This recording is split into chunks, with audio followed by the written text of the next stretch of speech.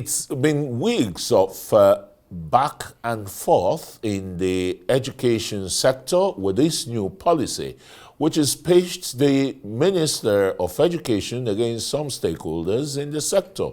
While some also believe the minister's decision is timely, but others think otherwise. Let's have this conversation with Professor Abiodun, who is a rights analyst and Dean of Postgraduate School, Bayes University in Abuja. And also in our offside studio, when it's ready, will be Sajoh, who is an education consultant and public affairs analyst. But let's start here with Professor Abiodun. Prof, why 1982 was when late Professor Babatunde Fafunwa, an education exponent then, came up with his 6334 system as the Minister of Education to build, technical skills acquisition, in the first 3 years of the junior secondary school, so that, if anyone who wants to proceed either to grammar or technical, like it used to be before and a little after independence. Why the emphasis now, Prof? Well, I'm happy you've made reference to the fact that it's an existing law, about typical of our system. Most laws are implemented in the breach. Regulations, rules and procedures are often ignored. I think what the Ministry of Education is doing through the minister's pronouncement is actually not new. It's just saying that we have an existing regulation, and what we need to do is to implement it, for the sake of the Nigerian child, as the case could be. And when we're talking about the Nigerian child, we're talking about the future of the country in terms of wholesome development, not just cognitive development.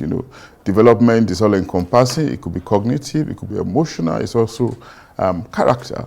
And what I also think stakeholders should be mindful of is the pathway that the system will create, for the gifted child, those who are exceptional, those who grow faster than their ages, that in the manner in which we ordinarily envisage, people who are exceptionally brilliant, what pathway are we going to create for them, That should be our focus, really. But in terms of the implementation of the 6334 system, as it has always been, as it was suggested or instructed 40 years ago, it's the right way to go, because education is a very tricky area, can be very complex, and of course, if you integrate it with the development of the child, including how the child is socialized, you want to believe that, the goals will be achieved.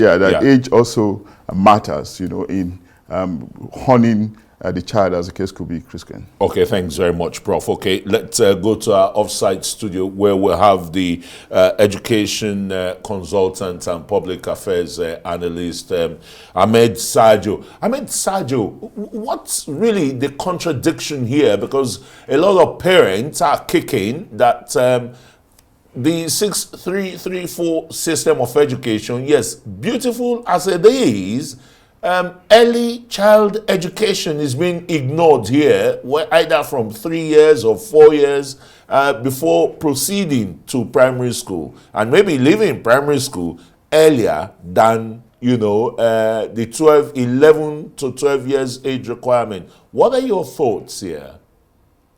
Well, thank you very much. I think we need to put all of these things in context. The first thing we need to accept is the fact that when people are used to breaching a system, when they're used to breaking laws or shunting policies or even disrupting institutional frameworks, whenever you ask that we should return to the basics to do the right thing to do, it will seem as if it's an offense. This 6334 presupposes that a child would spend 6 years in primary school, 3 years in junior secondary school, where he would have, gotten some technical and even vocational skill sets to begin to refocus a child's direction into being a gainful, skillful personality. And then the senior secondary school of 6 years will be when the child, of 3 years, will be when the child will now determine where the pathways he is going to go to. So this was the original, and in the original document that I was able to peruse, early childhood education was supposed to start from 3 for a year or 2, what normally most schools now call play class, and then the real, preschool education is for 1 year, 5 to 6 years. So by 6 years, a child will go into primary school and then spend 3 years in the junior secondary school and then 3 years in the senior secondary school. If you add up all of these things, 6 years plus 6 years, 12, plus another 6 years is 18. But you see, a lot of us, because the public education system has collapsed more or less, and the private schools are expensive, we killed primary 6. Most private schools graduate their primary school children at primary 5. Now we took it up again at the secondary school level. There are many schools now in Nigeria that graduate their senior secondary school students at SS2, not 3. And there is a provision in that document that the SSC. Sorry, sir. Ahmed, can I Yes, come sir. in here? Yes, sir. What is wrong if a student is graduated in SS2 to proceed to the university, having written the qualifying examinations, that is the West African School Certificate Examination or NECO, and passed successfully? Is there anything, any law that says he should not proceed to the university? First is that the policy says there's a curricula that accompanied the policy. A child is supposed to have a certain quantum and body of knowledge at every stage before proceeding to the next stage. Prof is sitting there with you. He will tell you. I have also worked in the university, and I can tell you very sincerely that there are times when these children shunt the curricula, they shunt the classes, they go into the university, and most of the basic things they are supposed to know before proceeding in the university, they don't know them. And they have problems coping up with university education. Why are we hurrying? The important thing is that a curricula is designed. A child is supposed to have a certain quantum of knowledge at every level before proceeding to the next level. Why are we shunting those levels? Why are we stunting a child's cognitive development, emotional development, physical development, just because we want to hurry and get our children off All right, Sajoh. to universities? All right, Sajoh. Let me come to Professor Adeni. There are going to be 2 questions, so you most unlike me in doing that. But very quickly, are there problems, first, with the present system of primary and secondary education? Then 2, at the tertiary level, the qualifying years of gaining admission to tertiary institutions in Nigeria is 16 years. Tell us if that law is being repudiated, as a key player in tertiary education in Nigeria.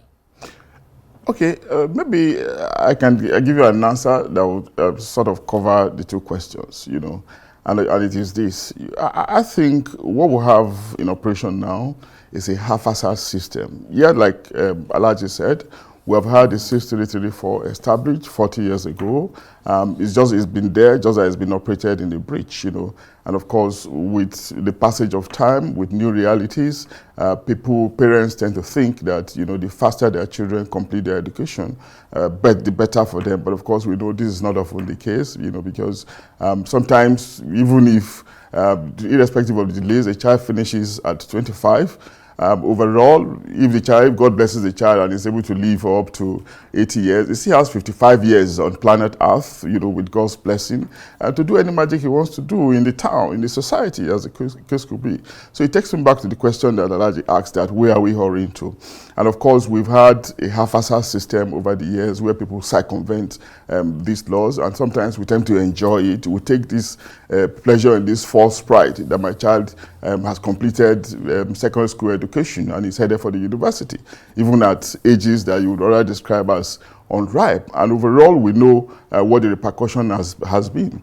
But, planners, those who thought through the 6-3-3-4 system were actually wholesome, knowing that the child is not just developed at the cognitive level, at the level of understanding, but development of the child also includes, the emotional, the character level, at the level of maturity. And if you look at the political space, even the social and economic space, the age of maturity is 18. That's the legal age. That's the age of suffrage. But in some parts of Nigeria, the age of marriage is not 18. Okay, I'll come they to can that. marry at 12 years, at 14 years. No, there are two different things we're talking about. No. I mean, we're still talking about developmental issues. Am I right? Please go on. That's a different thing. All when right. we're talking about marriage, that's a different thing. NAPTIP could deal with that if there are infractions. Okay. And of course, that's not as common. Of course, it may be unfortunate, it may be regrettable, but it's not as common, as the breach of the normal education process that we're discussing. And of course, in many countries, civilized societies of the West, of course, if you go around, you will see the age at which students get into university is actually age 18. And these things are not planned for nothing. They've happened through years of research. And of course, it's just letting us know that development doesn't come through silver bullet. It should be painstaking, It is processual. It's not something that you can necessarily hurry, because yes, a child may be very, very brilliant, but there are other aspects of development that need to be factored in. And this can be regulated, controlled, through the 6-3-3-4 system. So it didn't just fall from the sky today. And what I imagine the Ministry of Education is trying to do is to bring back this law. Well, the law is already in existence anyway, but just to say that we should implement this law consistent with the drive, the quest of the average conscientious, patriotic Nigeria, that by the time we start implementing our many laws, aspects of our many laws, will probably be a better society. And if education is the place to start, why not? All right. Thank you very much, Prof. Sajoh, let me come back to you again. Some critics are saying, look, is the 6-3-3-4 system our problem here? That there are many problems of out-of-school children, particularly in the northern parts of this country. 12 million out-of-school children. How did they come about roaming the streets? Why are they not put? How about the Almajiri schools that former President Goodluck Jonathan built? Where are they? I agree with you absolutely that our focus should be geared towards taking our children out of school. But again, I said it before and I'm saying it again, that this Almajiri system is not just a matter for the government to say we're going to end it or we're going to politicize it. I think it's for us to look at it as an issue that we need to address parenting in this country. I am wondering how a person will go and buy a goat, keep in his house, go to the market, buy food, give this goat, but give birth to a child and send the child to the street to carry a bowl and beg. That is very criminal, and I think we need to address that at the level of parents. But at the level of this education, we cannot say because there are out-of-school children out there, we will not sanitize the education system. By the time, I wish the minister would set up a group to discuss this issue more in depth. By the time it is discussed, you will discover that there are many aspects that this shunting of education system, this cutting corners within the education system has thrown up to us. Apart from reducing the years that children are made to spend in schools, we've come to create what we call wonder centers for examination, where students are assisted to pass exams even when they do not have the requisite knowledge to pass those exams. We have come to believe that, once a child gets the qualifying, results, whichever way, we are okay. Professors who teach sciences, engineering, and the rest will tell you that students will come with an A in mathematics, but they cannot solve simple equations. They will come with an A in physics or in chemistry. They cannot describe chemical reactions to you because they have either jumped all those processes or they were assisted to pass these exams. I think we need to discuss our education more in depth. It doesn't matter how many people are out there, but those that are in there must be able to get it right, to do it right, because we are competing not with ourselves, but we are competing with the world. We are not graduating children in Nigeria that will only work in Nigeria. We are graduating children that should work at the United Nations, should work in other countries. In fact, we have the highest, the best, the highest people in the diaspora that are contributing to the development of other countries. If they don't have the quality education, how are they going to make these contributions? So we are graduating our children for the for the world stage. When I was in university, I used to tell my students during orientation that when you are an illiterate, you are a native of your village. When you are educated, you are a world citizen. Education prepares a child to be a world citizen, to understand that. So you can't shunt it. When you shunt it, you are producing a half-baked, a graduate, a semi-illiterate, and calling him an educated person. I think we should be very careful with that. Okay, very quickly, just before I come to Prof again, as a key player in this sector, how would you describe Nigeria's education in totality? Is the standard falling or rising? Very quickly. No, honestly speaking, the standard is falling, and that we have very many gaps. One of the gaps is out-of-school children. The other gap is mass literacy. For those that were unable to be captured in the education net at the early stage, we need to have an educated population that is far higher than the ratio we have now of educated and uneducated people. That is the only way we can begin to interrogate issues properly in our country and develop our country. All right. Thank you very much, Ahmed Sajoh there. Let me come back to you, Professor Abiodun Adeni. How would you describe the education system? Falling, rising? Because we'll find a lot of our children who had schooled, or a lot of Nigerians who had schooled here, did either their first secondary graduation here or university, and they go out to other countries, the so-called advanced worlds that Sajoh talked about, and they excel very brilliantly. Prof, what would you attribute that to? Yeah, we may not be able to isolate the problem in the education system from the bigger problem that we have in our political economy.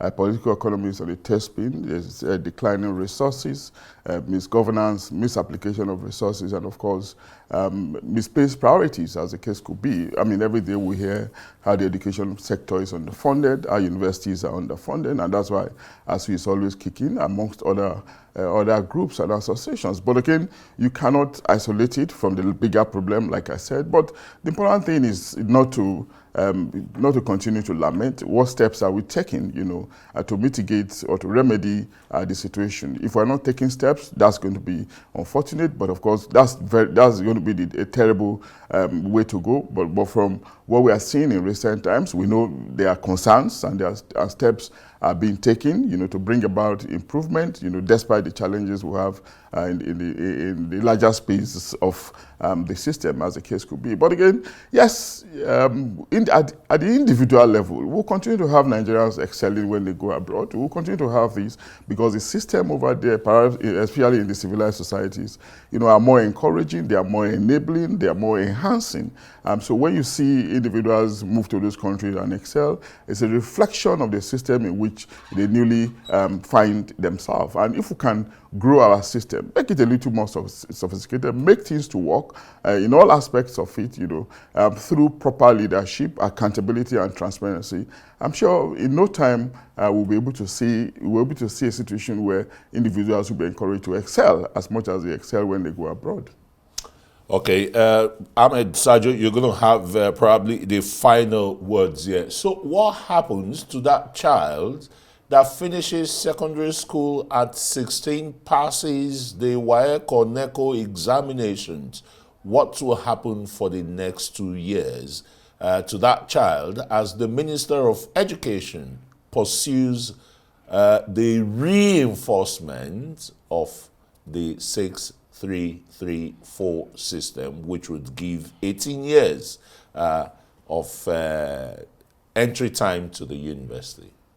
No, I think very sincerely, and I really, really understand with the Honorable Minister of Education in trying to reinforce what was already there. He is not inventing it, he is reinforcing it. It has been there since 1982.